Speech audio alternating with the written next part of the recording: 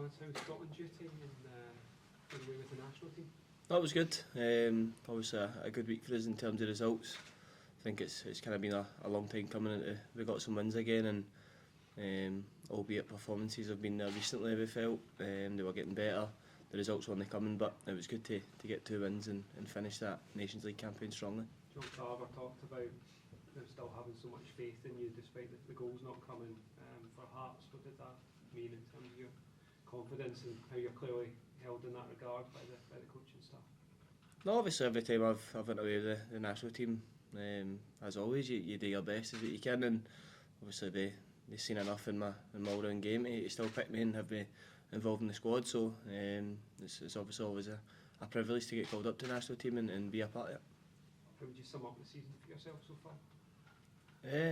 It's obviously been a difficult season in terms of as a collective. I think individually everybody's just pointing towards goals, which is obviously normal coming off the back of 2 really successful seasons that I had and scored so many. So I'm kind of in competition with myself with the amount of goals I'm scoring, which is sometimes a good thing, sometimes not so good. But listen, I think when you take a step back and you look at the bigger picture in terms of my all-round game, I feel like it's been improving and things have been starting to come together.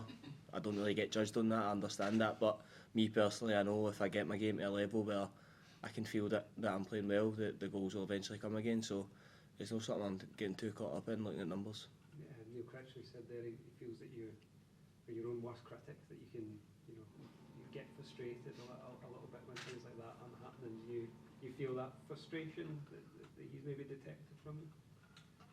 There will be, in terms of if you get a chance and you miss. Obviously it's kind of human nature for a striker, and you want to be scoring goals. But listen, it's the moment I'm in. I've been here before in my career. I've came through it, and I'm sitting here today, so I will survive it. And going forward, hopefully the goals will start flowing again. But as I said, concentrating and stripping it back, it's just concentrating your own game again, and then hopefully the goals will flow for that. The team has put in some good performances, not come away with results before the break there. Do you feel that you're in a good place to go on a run now to start climbing this table? Aye. I think obviously in recent weeks the performances have been getting better. We've felt that as a team, and you kind of feel it as an individual in the game as well, that the team's kind of getting to where we want to be. As you said, the results haven't quite been coming yet at all times, but again, as a collective, if you concentrate on the performance and you can get that right, the results will start to come as well. So that's the kind of belief I have. Are there any particular reasons you can pinpoint for why the goals have sort of dried up between the last couple of seasons and this season?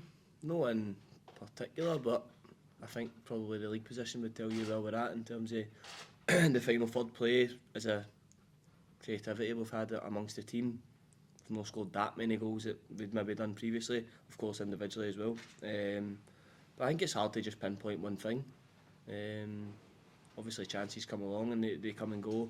But as I said, I've been here before, and you go on runs where you don't score. Obviously this one's quite a big one, and there does seem to be a pretty large bit of shock about it, but I'm kind of trying to take the positive side of that. Is it's maybe a shock now when I don't score than when I do. So listen, as I've said, I'm not getting too caught up in it. I've just concentrated on my all-round game, and as I've said in the past, that's proved that goals will come for that. How have you found it on a personal level? Because obviously, I know you said you've had these barren spells before, but you've never probably had it at a club the size of Hearts where everybody's having their say about your body language, your commitment, things like that, questioning everything. I mean, have you found that difficult to sort of just blank out? Not necessarily, of course you need to take criticism, but I'm not going to sit here and pretend that Hearts had a 20 goal scorer every season for the last 10 years, because it's not true.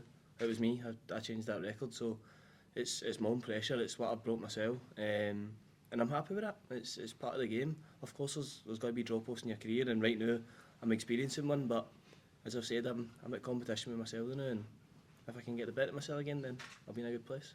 Is confidence an issue at all at the minute? Like, are you struggling a wee bit with your belief? Obviously as a striker, when you're scoring goals, confidence feels more natural, and when you get run about the box, things just happen a wee bit more natural. Right now it's probably been a wee bit more staggered because you're no free-flowing scoring goals, but it's part of the process. You need to go through this to get the goals again, and the good thing is I'm still there, I'm getting chances, I'm shooting, I'm missing unfortunately, but listen, if you keep getting into the position and keep hitting shots, eventually you'll score goals. Is it a good thing to be facing Celtic or a bad thing after an international break? I don't know. We'll find out tomorrow, but it's always a difficult game when you play Celtic. They're a really good team. They've shown that over not just this season, but previous seasons as well. But we've given good games over the last couple of years, especially here at Tynecastle. Managed to beat them, and I think you need to take confidence for that. We've shown before that we can give them games here, and tomorrow we can win confident. A certain game comes to mind a few seasons ago. You were on the bench that day, had a bit of a dry goal scoring run, came on, scored a hat-trick against Celtic. Result didn't obviously go away, but it seemed that at that time you didn't stop scoring after that. So maybe for yourself, you're hoping for a similar sort of thing tomorrow. I hope so. I think it's happened twice. I think Celtic last year started a goal scoring run as well. I managed to get one against them, and albeit we could beat 4-1, I think, but so it didn't really matter. But personally, if that happens again, then it'd be ideal.